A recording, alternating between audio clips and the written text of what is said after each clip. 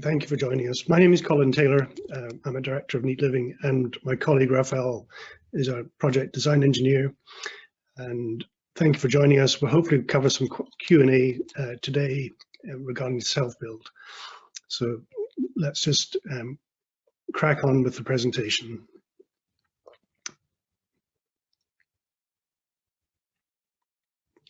Okay, so as most of you will know, we've been running this past week what we call Self-Build Week to kind of run through the main topics to try and help people to understand the process behind self-build and what's involved. So day one, we started with a budget cost plan, how that is constructed and the benefits of doing that. We've also talked about design, planning, building warrant, and tendering. So today in this webinar, we're just going to kind of flick through those main themes again, but taking on board any questions that some of you have raised during the course of the week. Thank you very much for submitting those. So let's move on. I see that some of you have been using the questions tab on the webinar side panel. There's also below, there's another function called chat. Again, if you wanted to use that to pose any questions, we'll pick those up during the course of the session, and hopefully we'll try and cover them. Now, anything that we don't manage to cover today, we will follow up with everybody individually with an email to say, we're here to help. Do you want to organize a phone call or a follow-up meeting or a site visit or whatever is important for you? We can deal with that, with each of you individually, and then answer any particular questions you might have that we don't cover today. Thank you, Raphael.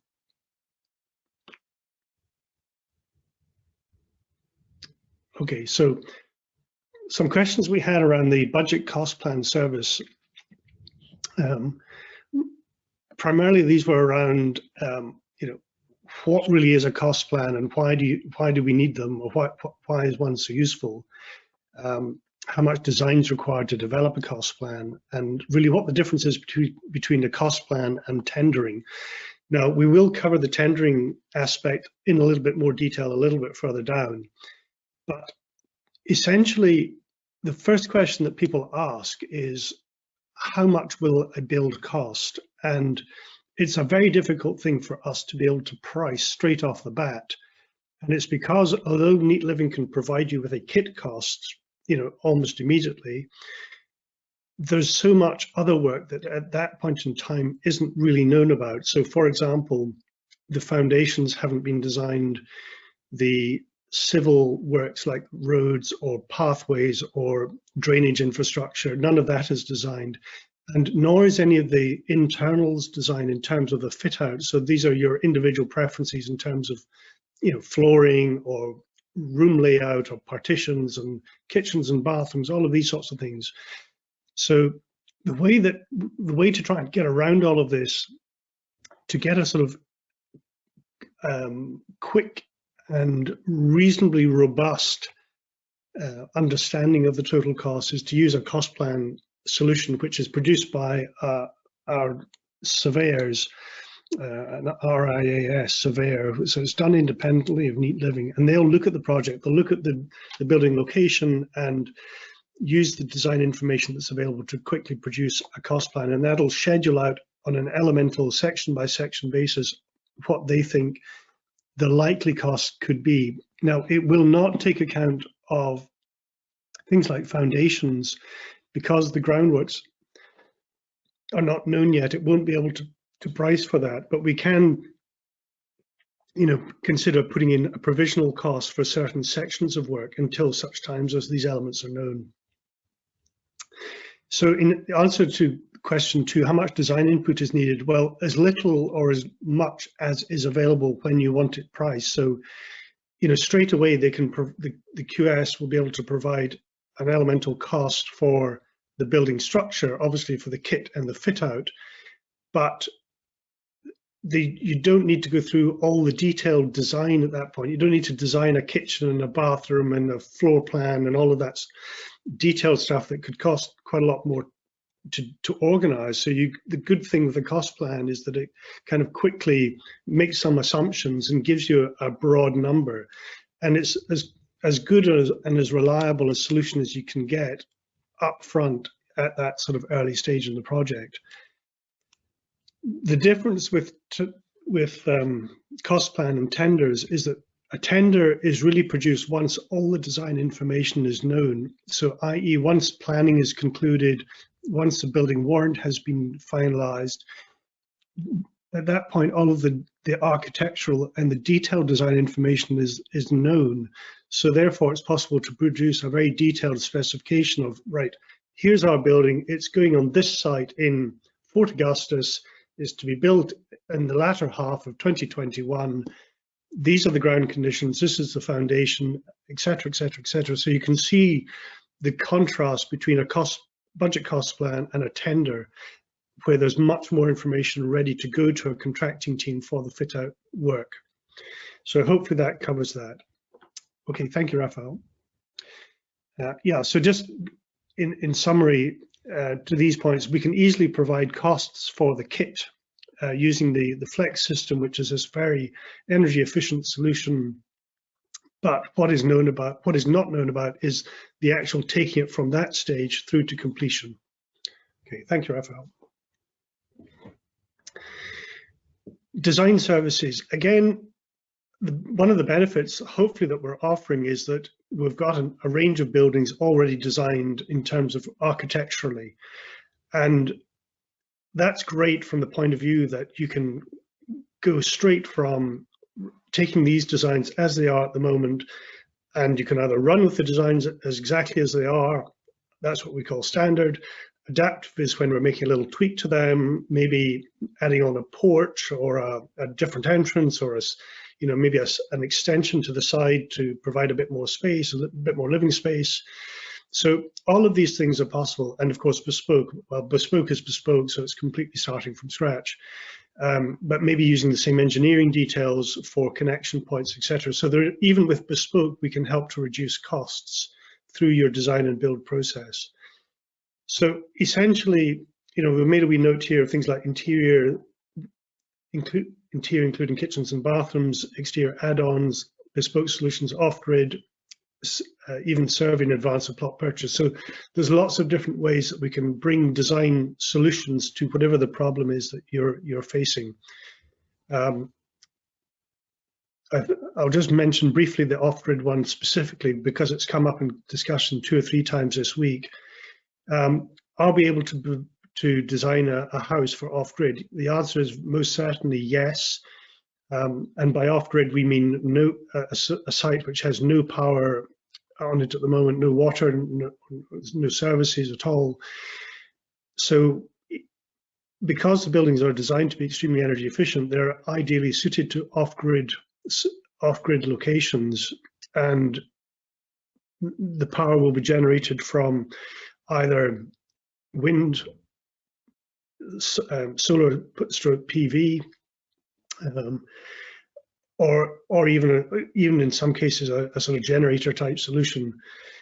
So all of these things are actually possible. It really depends on the location of the site and deciding on what the best form of, say, renewables energy is, or a mix of solutions in order to deliver the heating and power for the building. So are standard designs cheaper than bespoke designs? Well, the quick answer is yes, very much so. Standard designs avoid starting from scratch and designing a building from scratch, which could run, 10, 15, 20,000 in some cases for larger buildings. So going for an off-the-shelf design that you can just tweak or adapt is definitely the way to go if we're kind of in the ballpark with something that you like already. So thank you, Raphael. Okay, thanks, Colin. So I think you're going to go through some of the tweaks. Well, yeah, this is just a little example of a recent project. So in the sort of adapted mode or adaptive mode, you'll see on the left here that that's a sort of standard floor plan. These floor plans can be customized to suit. So in this particular case, it was really a house for a single person. They just wanted one main bedroom and then to have a larger kitchen, living, dining space. And so we changed the layout of the building.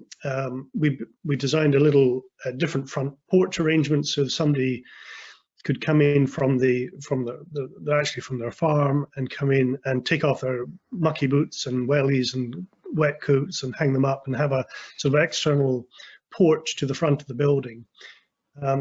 And we incorporated a number of features for this individual within the space. So that was all done for very little cost. And it was a great way to sort of take a standard design and tweak it a little bit. So, okay, Raphael, next, please.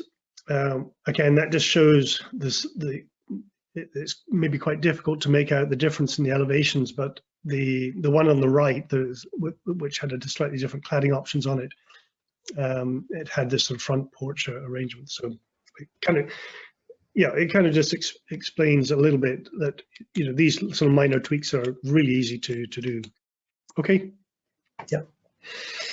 Okay. Thanks, Colin. This is the planning. So I'm going to pass you over to Raphael, who's going to discuss the planning and building warrant stages. Thanks, Raphael. No problem. So hello everybody, my name is Raphael. I'm the project design engineer for Neat Living, and I'm just going to talk to you through some of the planning services that we offer and the building warrant services as well. So if you've kind of been following on with us from last week, we've talked about the way that we like to approach the planning application stage. So we're in sort of this two-stage process where initially we do a stage one, which is a pre-application for planning, which allows us to pull together some basic information, including some information about the design that you want to use, some site-specific information and location-specific information, and we then pull this all together into a package and send it through to the the planners. And then after that, once we get a response back from the planning department, we have some comments from them about things like specific local development plan regulations that we need to adhere to, or any other surveys that they require from us to progress the full application. And it gives us a really good first stepping stone to develop a really robust proposal for you. So just going through these two in a little bit more detail, starting with the pre-application service, we found the pre-application to be really helpful in all of the full applications that we ended up doing. So it's so valuable because the amount of work required to pull it all together really isn't a lot, both from the time perspective and both from the cost perspective. So it allows us to pull a really good package of information together for the planners, and the response that we get back from the planners is always very accurate in terms of any issues that would have been raised in the second stage. We are able to deal with those before we go ahead and do a full planning application. And in terms of the response from the pre-application and kind of how reliable it is, the planning department always says that the response from the pre-application is not it's not necessarily telling you that you'll definitely get planning or definitely not get planning. It just gives us an indication of which way they're leaning. So if your plot, or if you're planning to build somewhere where it's in a conservation area, for example, where and you've put forward quite a modern design, then they're obviously going to say, that's not going to work in this particular location. But if it's if from a planning perspective, if where you're wanting to build is within a development area that's outlined in their local development plan, and you're kind of showing them that you're willing to work with the location and to work with the amenity of the neighbors, then they'll give you a response saying that they will likely approve the application once you submit a full one. And I thought it might just be useful to kind of give you an idea of, I've taken out some excerpts from a few pre-applications that we've done, just to show you what the response can be. So in this case, it was a project in Brora, and they kind of said that the principle of development is broadly acceptable. And they also raised some issues in respect to the access of the site. So what we then did is we looked at these particular issues and developed a proposal to solve these problems that they raised. And then this other example is for a project that we did in Dunoon. So this site was a little more complicated. So there were a few more items that the planners wanted us to look into before we submitted the full application, including a flood risk assessment and a habitat survey and a tree survey. So we went through a process of, once we got this response back, we were able to develop a rapport with the planning officer and talk through all of these items. And in fact, the habitat survey was requested because there was an existing building on site, which after some kind of very heavy rain and some very adverse weather, this the kind of very dilapidated building actually collapsed, which meant that we then didn't need to do a habitat survey anymore. So that actually we were able to save our clients some money there. So just moving on to the full application now. As I mentioned before, one of the questions that we got asked is, what other surveys can be requested by the planning authority? And I think if you go into a planning application straight away, into a full planning application, it's very difficult to guess what other surveys may be requested of you. So doing the first stage first will allow you to actually do the surveys that actually need to be done, which means that once you've submitted the full application, there shouldn't be so much back and forth between you and the planner because you haven't submitted sufficient information.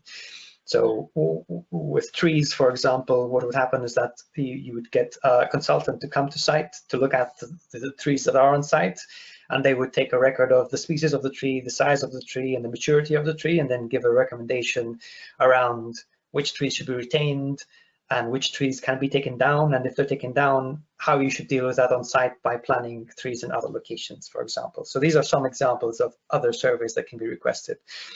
And then another question that we got asked was regarding objections. So I think having what you need to do when you put in a full application is you will need to advertise the application. So a neighbor can then see this advertisement and file an objection with the planning department.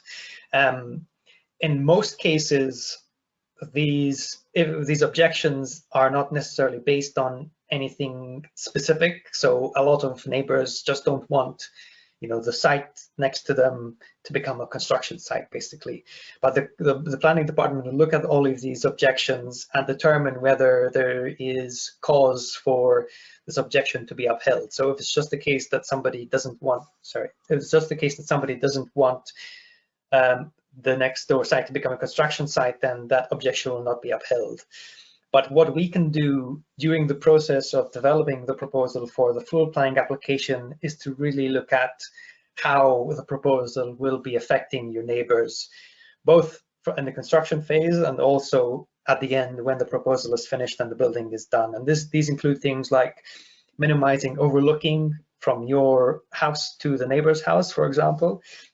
So if there's a particular location where there's a window in your design that will look directly into the window of a neighbor, we will look at other options for getting light into that room, for example, to avoid that. So if you show the planning department that you've kind of taken on the responsibility and you're looking at all of these things to make sure that you're minimizing the impact on your neighbors, then that makes your proposal much more likely to be accepted.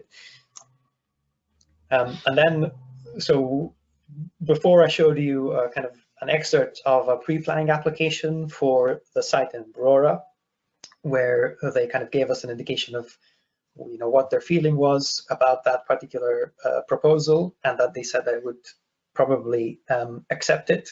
And then when we went through and did the full planning application, they actually granted that application without us having to provide any further information, because we were able to provide so much the detailed information that they needed.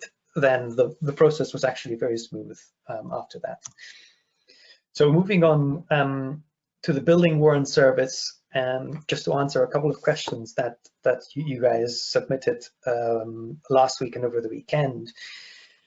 You actually cannot start construction on site without a building warrant. So in Scotland, the way it works is that you have to provide a packet of detailed design information to the local building warrant the local building control office, and they will go through all of that information to ensure that your proposal meets building standards. So you will not be able to start any construction work on site without having that building warrant. And then your second question was, what additional design work would need to be completed after planning? So what you submit for the planning application has to do with a lot with the design itself and how your design kind of interacts with the surrounding area, like I mentioned before, whether there's any overlooking to neighbors, whether you're kind of overshadowing a neighbor's garden, where your proposal is going to be built. Is it in a kind of green belt area where there's no other buildings around it? So these are the sort of things that planning will look at. What happens with the building warrant is they're looking for much more detailed design information around structural engineering. So making sure that your structural engineering calculations are robust and you've done it according to the standards, and also things like mechanical services, electrical services, and also civil engineering and drainage. So how are you dealing with foul water on site, specifically with detailed drawings, and how are you dealing with surface water on site as well? So these are the things that you would be looking to develop once you've kind of developed the basic information for planning. The next step or the next layer is the building warrant design. So now I'll just hand you back over to Colin just to take on the next couple of services. Okay, thanks, Raphael. So if I can just mention a wee thing that Raphael was saying when we're talking about planning and building warrant, when Raphael's saying you, really what we're talking about is when we collectively as a team. So if you're putting in planning, what Raphael was saying is we're really handling the full planning building warrant aspects. So yeah, just please don't take fright that we're expecting you to write the planning application. So just very briefly to continue on from the cost plan aspect. So I touched on the main points earlier about the challenge of trying to get a comprehensive price put together right at the start. Now, hopefully during the course of this webinar, we'll kind of discuss this in a little bit more detail now about the design services and, you know, the fit out of the house and kitchens, bathrooms, internal finishings, etc. And then Raphael's, you know, talked at length about the planning issues and building warrant. And so really what we're suggesting here is that it's very much a process.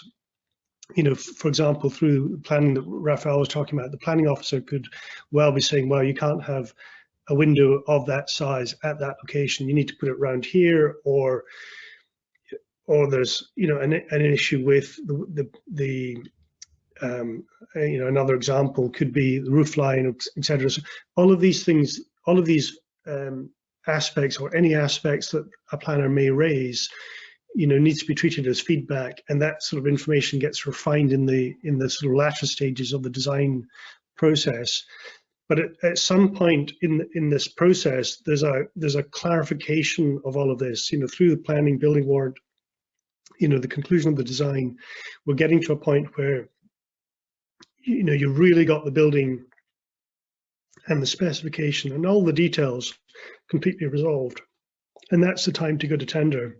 And that's really when, with having that sort of completeness of information, that you can go to tender and get the best prices back. Because if you tried to go to tender before now, all you're going to do is get qualified tenders, i.e. tenders that say we've excluded this or that, or we've made an assumption which is normally much higher than they've made an allowance much higher than it actually needs to be, because there's a lack of information, and that creates uncertainty on the part of the local builder who's going to do the fit out.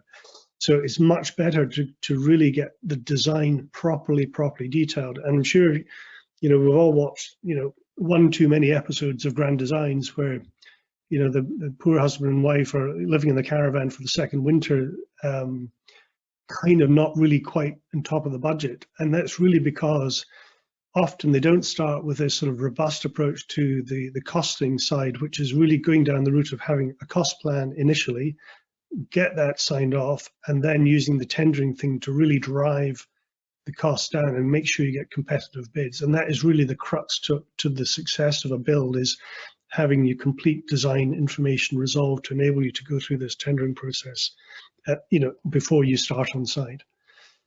So hopefully that's the main benefits really to tendering are getting the right price, and creating that sort of competitive environment to get the most competitive prices. The other aspect, which is often overlooked when we talk about competitive tendering, is actually being able to then evaluate your construction team. So you're looking for quality, and what's the reputation of the local builder, and will they deliver on time? I mean, you would expect that they're getting a kit already erected by us to wind and watertight stage, so their fit out, is the easier part of it. But getting all of that work lined up, making sure that the services are everything's organised to allow it to be fitted out correctly. So it's really getting the right information in place to allow that build to be fitted out and completed properly. Okay, thank you, Raphael. Okay, so we've had a few minor other questions. So one of the questions we often get asked is, how do I find a plot? Well, there is a blog post that we've written about this. In fact, there's a couple of blog posts that Raphael has helped put together actually, and it talks about ways and means to find them. There's also things like platform like Rightmove, for example, where you can draw an area. If you want to go and live in Skye or Ballachulish or Braemar, wherever it is, you can kind of draw a little map using Rightmove, and you can then search by land only. So every time a new piece of land comes on the market, you get notified and all of this sort of stuff. So I mean, that's a great tool to find plots. So have a look at the blog posts and read through them, and hopefully there's some information there that might be useful. But give us a shout if there's anything else that you want to know. On the Aurora range, I think we touched on this earlier in the discussion. We're introducing a new range to complement the Flex range that we've had on the market. The Aurora range is designed to be a lower cost solution to the Flex range. Now, we don't quite have prices for it just yet. We're only letting people know that this is being developed, and we will have costs available very soon. It will, when I say it'll sit alongside the Flex range, it is not designed to compete with the Flex range. It's designed to be a cheaper cost option. It is not going to be as energy efficient, and that's where we're making the savings. So it's a bit of it's a bit of a contrast. In other words, I think with our Flex range, our insulation levels are about 30 to 40% better, depending on walls or roof, 30 to 40% better than current Scottish building regulations, to give you a sort of indication of where we're at. So probably the most energy efficient buildings that can be built using timber engineered solution and wood fiber and cellulose, whereas the Aurora is really designed to be a sort of cost-effective choice. So it will, of course, be compliant with building regulations and a little bit better, but not much better.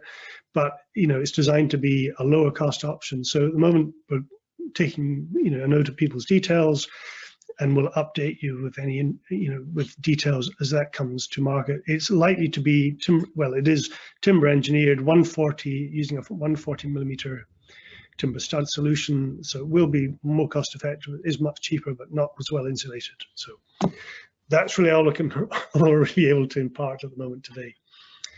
Okay, thanks, Raphael. So I'm not sure if we've got any more questions. I'm kind of been keeping my little eye on the question panel. Here we are. Right, hold on, a couple of questions. Let me just have a look.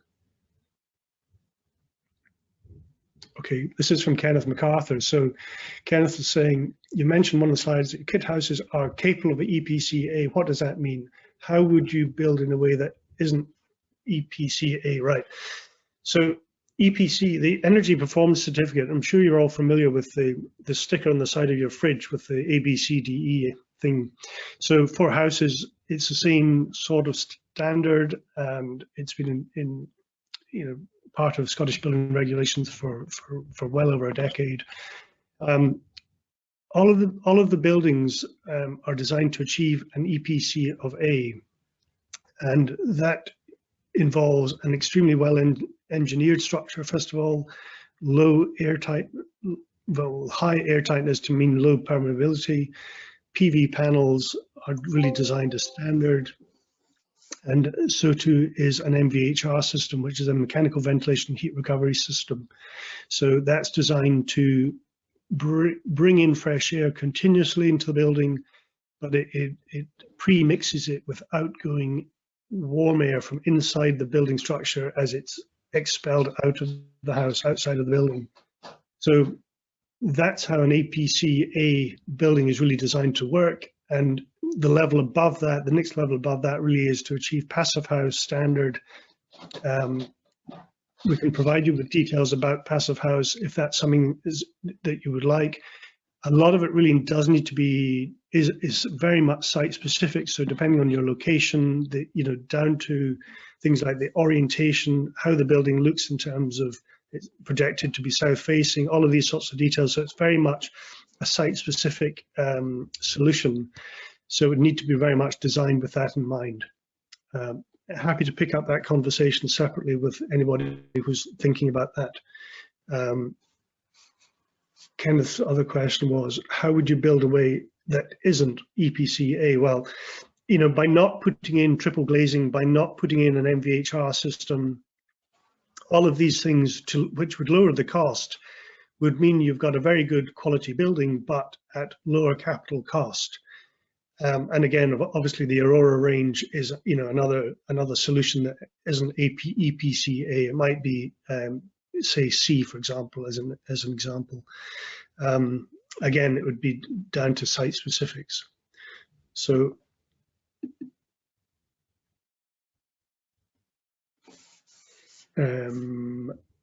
right, Kenneth, you asked this question about land, and this is, is it Kenneth? Yes, Kenneth. I mean, the whole question about land and availability for land, it's a big topic in itself. I'm not quite sure how to answer your question. You're really asking is, as a business, how are we contributing to industry initiatives to make it easier to secure land? I think there are a number of isolated schemes. I mean, for example, Glasgow City Council launched a scheme 3 or 4 years ago to try and help self-builders in Glasgow, and they have come across so many difficulties in providing land to help self-builders build. There is a register to allow people who are interested in living in certain council areas to record their interest, but the whole thing about securing land is it's a really tricky area, and it's not something that we've really got the answers for, unfortunately. I mean, we'd gladly contribute to the dialogue and support people who are looking to try and secure land in that way, in whatever way that we can. I'm not sure that we can really change the problem that exists, which is land is expensive. But very willing to have a separate discussion about this, Kenneth. Carol, I've just opened up your question here. Are you able to offer buildings to Passive House standard? Yes, I'm not sure if you quite caught the answer to the previous question, Carol. Yes, the answer is we can. It's something that our architect has a lot of experience with designing Passive House buildings, and very happy to have a discussion with you about that, whether it's one from our current range or an adaptation or a new design. Very happy to speak to you about that separately. Okay. I think that's all the questions that I can see here on the little panel. If there's anything else, chaps, that I'm missing out, please let me know. Have I answered everything, Raphael, or is there anything else? I think Carol is asking, would it be a lot more expensive to build? I assume you mean will it be a lot more expensive to build to Passive House standard? Yeah, I mean, the answer is probably there has been quite a lot of discussion about this in the past. I think the honest answer, from what I understand, maybe Raphael has a different position, but yes, the capital costs are slightly higher. And it really depends on, a lot of it's got to do with the size and the proportion of the building, and how well that lends itself to the achieving passive house standard. So actually very small buildings, actually it's really difficult to get a very small building, say for example our pod, to reach passive house status. It can be done, but the cost involved of making the walls that much more, even more energy efficient, it's a little bit like a hockey curve. The hockey stick curve. But yes, it does cost a little bit more generally, but obviously the benefit is that your running costs in the long term will be much less or minuscule by comparison. I think we did actually run some analysis about 12 months ago on all of our buildings in terms of achieving passive house status, and the report was very favorable.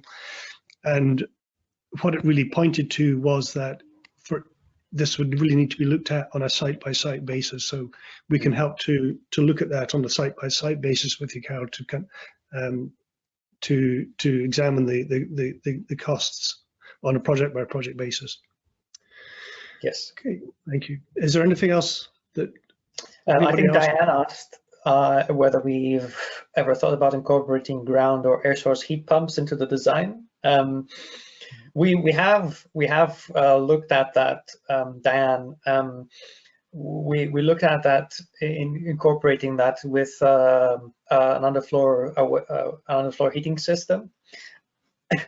So like a wet system with using either air source heat pump to provide heat into the underfloor heating. But what we were finding is that because with the flex range the thermal performance of the buildings is so good, we were having trouble with overheating.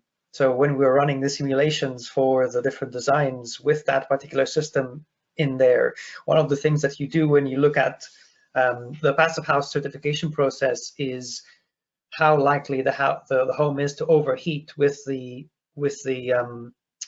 systems that you're proposing. So for the flex range, we can certainly look at that, because if you're going to build in an area that is much colder, for example, that's a very, very cold area, the risk of overheating might be lower. So the short answer is yes, we can definitely look at ground or air source heat pumps as part of the solution.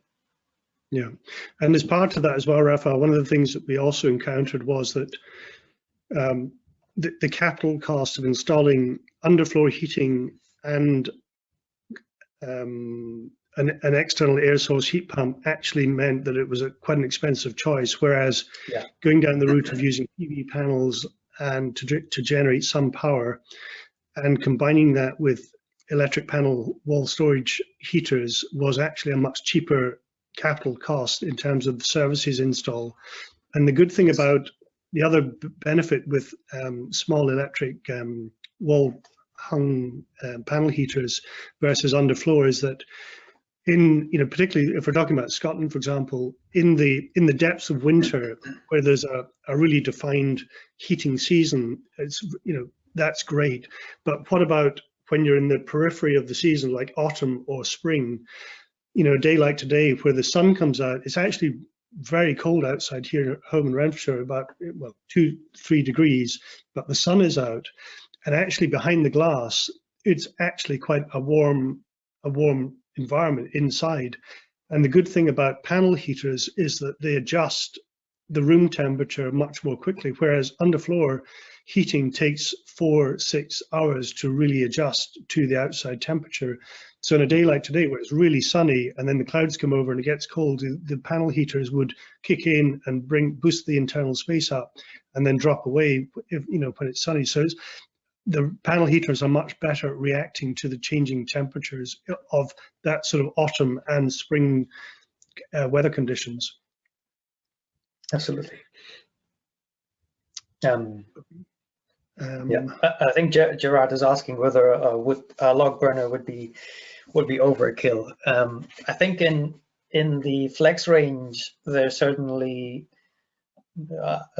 putting in a log burner would probably not be ideal, because it makes it very difficult for you to regulate the temperature of the building inside.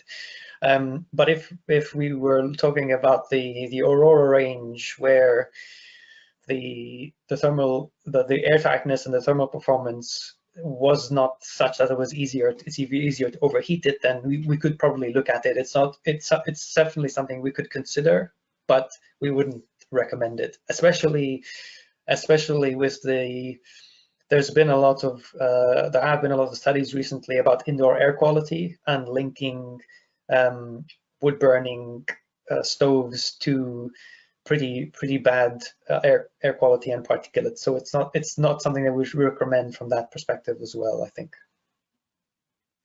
Yeah, this has cropped up a few times in discussion as well in the past, and although I think in one of the projects up north in Kiltarnity, there was the chap there was wanting to put a wood burning stove in, and really as a sort of focal feature. And I think in the end we would do it if it became if it was really important to you. But my sort of advice is we don't think it's needed from the point of view of heating the building.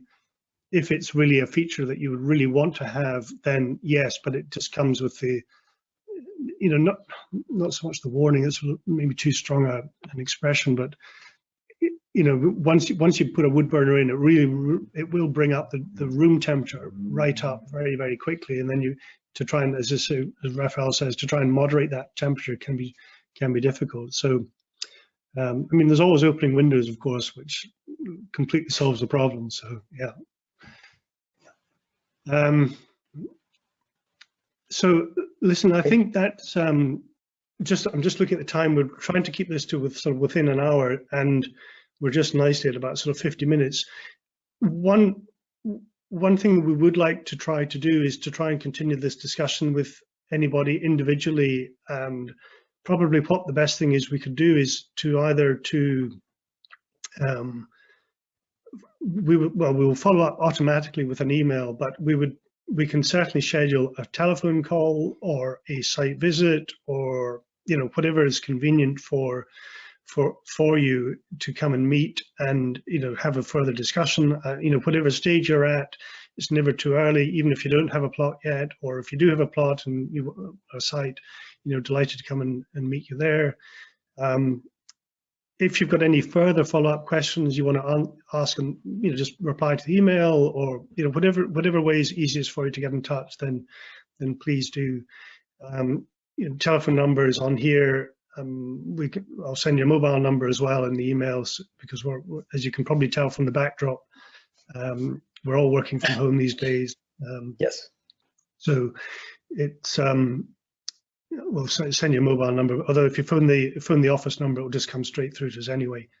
So thank you all very much for joining us and taking the time out and surviving 6 days of emails, which sounded like a marathon in itself, just reading them. But thank you for taking the time and doing all of that and following up with your questions. It's much appreciated.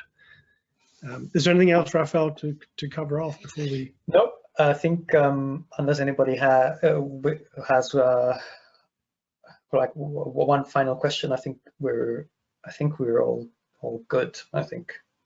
Yeah. I just want to thank everybody again for registering and turning up, and I hope that we will. Oh, sorry. I think I've got another question in here about a minimum EPC rating for a new build. I don't know if there's an actual minimum EPC necessarily. The building standards have minimum requirements for U values for walls and windows, and they really look at it as a holistic proposal. But certainly, for a new build, you certainly wouldn't want to design anything that's performs worse than a D. So I would say that C or B is definitely the kind of lowest you would want to aim for. Okay. Thank you all very much. I'm not quite sure what the correct way of signing out from all of this is, but just hit the red button perhaps. But, yeah. Thank you I'll all very just, much. We'll follow up with an email, and thanks, Raphael. of course, Take care. no problem. Thanks everybody. Cheers. Thanks. Bye.